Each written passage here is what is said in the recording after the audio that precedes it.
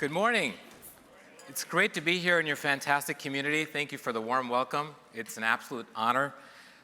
So the song that we started with was Don't Stop Me Now by Queen.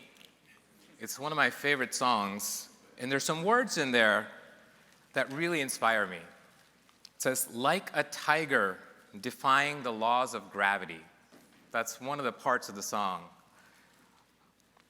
And so today's discussion, as I reflected on leadership lessons, I thought to myself, how do you become unstoppable in the business community? How do you become like that tiger that is defying gravity? Because there's so much gravity that pulls us down. And it is our job as a leader to pull ourselves out of that gravity and look towards the future. So that's what today's discussion is about. And what I'm planning to do is share 5 very personal stories with you. And as I reflected on the last 20 years of my experience, I think those 5 experiences have really profoundly impacted what I think leadership stands for.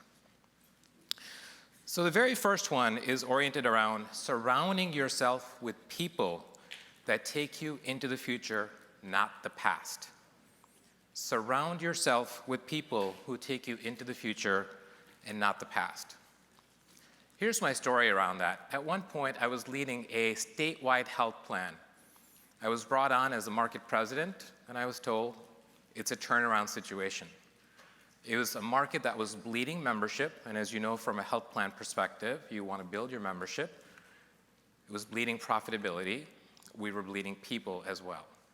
It was very interesting. In the first 90 days of my role, every time I would ask a question of someone in that specific role, the answer would typically be, well, we've always done it this way. We've always done it this way. Such an easy statement, but yet so compelling and so powerful when you hear that. And so we started on a 2-year journey. And we started saying, okay, hey, people are really important, but if these are people that are taking us into the past, not into the future, we've really got to start changing that dynamic in the marketplace. So fast forward to 2 years later, and this became one of the most profitable markets for the organization that I was working for. It stopped leading membership, and we actually started growing the marketplace. And we did that by taking people that took us into the future. And what that meant was we've got competitors in the marketplace who do business a certain way. We don't have to do business the same way. We don't have to try and out-compete them. We've got to think about building a health plan for the future. And once you start designing that, there is a lot of attraction in the marketplace to being futuristic.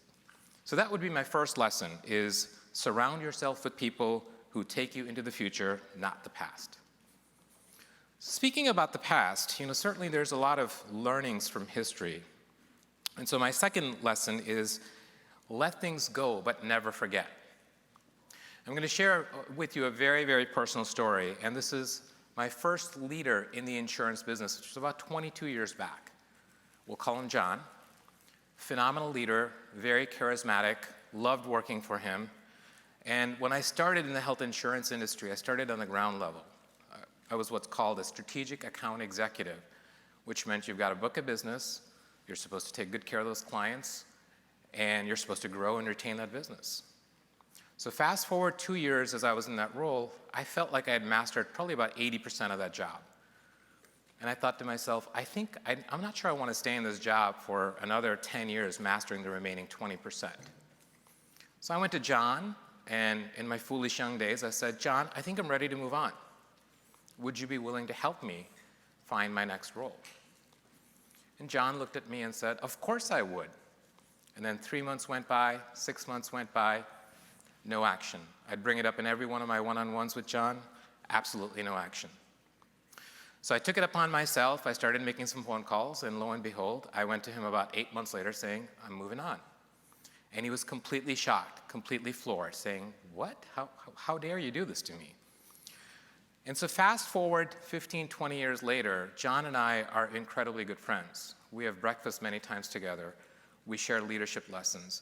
But I think the critical thing I wanted to highlight from this experience was that one moment where my leader chose not to help me was a very, very deep lesson learned for me.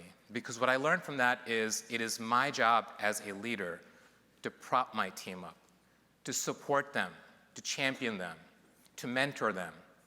And the biggest success for a leader is to actually see your people do incredibly well. Yes, you might feel some short-term pain because you've got to backfill those roles, but to see them doing well and to see them thriving in the industry, to have champions across the industry matters a lot. So let things go, but never forget. Let me ask you a question. When you see excellence, do you think about scaling it? And again, I'm going to share a very, very personal experience with you. And this is a reflection that candidly is not my own. One of my previous CEOs that I worked for shared this with me when I took the role here at Priority Health 5 months back or 6 months back. He called me to congratulate me, and he educated me on what had happened 20 years back and how that reflected scaling excellence. So this is, again, when I was a strategic account executive. One of my clients was Accenture. And so we had a CEO-to-CEO meeting with Accenture, the CEO of my company and Accenture. And Accenture was going through some very trying times with their health insurance. Their healthcare costs were up substantially. And so I showed up at the meeting, and I had done some analytics to say, hey, what's driving your healthcare expenses is your individuals, your team members, we think are waiting too long to have babies. And as they do that, they're seeking infertility treatment. When they're seeking infertility treatment, they're going to certain centers, which typically are giving you twins, triplets, quadruplets. And the simple idea that I pitched to both CEOs was, hey, we've got two really great companies here. Accenture, very heavy in data and consulting, and my company was very data rich and did some really phenomenal work. I said, how cool would it be if we simply formed a product together that directed individuals to centers of excellence, meaning these are facilities where you can have the best outcomes, you get pregnant the first time, and you don't end up with a twin or a triplet or a quadruplet. The CEOs love the idea.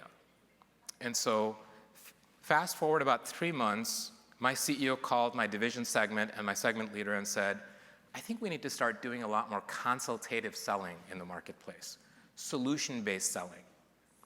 And that's exactly what I had done in that meeting. And fast forward now to 20 years later, when the CEO called me when I accepted this role at Priority Health, and he called me to say congratulations. And he said, Praveen, do you realize, I want to give you some lessons learned from my 20 years at that employer. And he said, Praveen, you may never have realized it, but what I did when I called your segment leader after that Accenture meeting and asked for solution-based selling was scaling excellence. Scaling excellence. That's a phenomenal lesson for me personally, and I want to share it with you as well.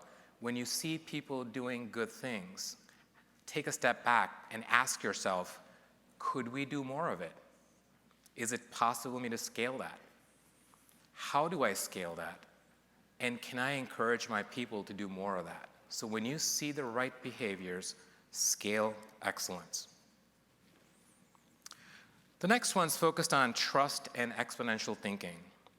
Very often when I've started in new roles, I always tell my direct reports and all my team members, you will have my trust unless you give me a reason to feel otherwise. You will have my trust unless you give me a reason to feel otherwise. And I think what that harnesses is exponential thinking. That's been my experience at least. And so think and act exponentially is the next lesson learned. And let me start with my story here. Again, a very personal story. I worked for a services company, and they had probably about 80 products at one point. So as we'd be interacting with our clients would often start telling us, can you stop nickel and diming me? Because every time I come up to you with a problem, you come to me with a solution that's going to cost me an extra nickel or a dime. It's exhausting. It's tiring. So we went to work, and the feedback was so vehement that we had to do something about it. And so we gathered a collaborative cross-functional work group together, and we sat down and said, how do we create a different approach altogether?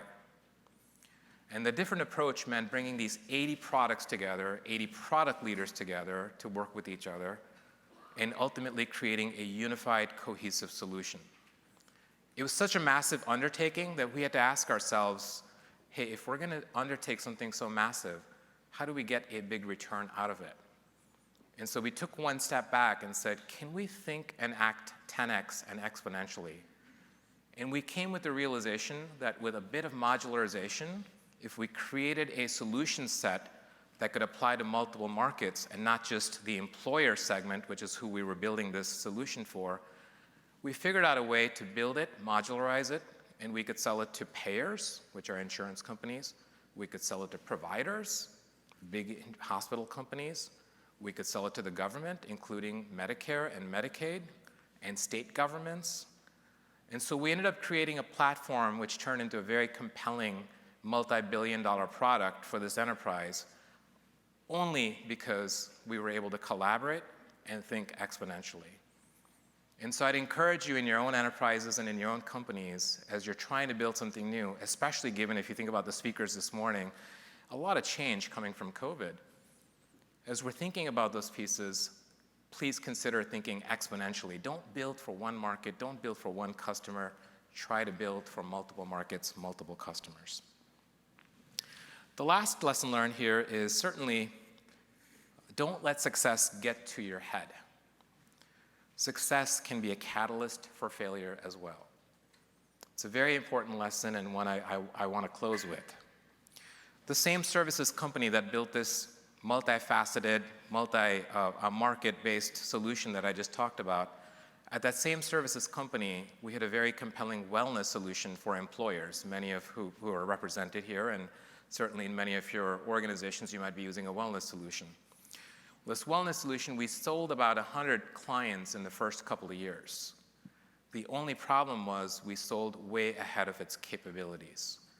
And so fast forward to a couple of years later, the solution was not working. We were not able to fulfill basic incentives, wellness-related incentives. Our clients were yelling at us, they were mad at us. Every client meeting was a disaster. So it escalated to the point where we went to the CEO and said, hey, Mr. CEO, we have a real problem. We really need some 50, 100, 200 people to fix this issue now. And I was a market leader at that time. He looked at me and said, Praveen, I'm a multi-billion-dollar company, and you're going to saddle me with all these boring issues? And I said, unfortunately, sir, I must, because this is so serious. I said, you go figure it out. I don't want to help you with this. Fast forward to 2 years later, because we did not give this issue the attention it rightfully deserved, a very successful company lost trust completely with over 100 clients. These 100 clients still use wellness solutions, but they are not from the company that lost their trust. The companies tried to buy additional wellness companies. They've tried like crazy to implement wellness solutions, but these customers will just not have it. So pay very close attention to what your customers are saying. They are the ones who keep you in business. And be very attentive to their needs. They are who are keeping you in business. So as I wrap up my presentation, becoming unstoppable, being that tiger that defies gravity, it is a lot about culture. We always say culture eats strategy. And the culture that you build as leaders matters a lot, matters tremendously. And all I've tried to do this morning is to share my own personal lessons learned, not with words like integrity or curiosity or compassion, but to make it very real to say, here are 5 personal experiences that really set in motion for me who I am today as a leader. So become unstoppable, focus on the future, think exponentially, scale excellence, don't forget the past, but learn and apply, and most importantly, don't lose sight of who keeps you in business, and instead earn exponential trust. Thank you so much.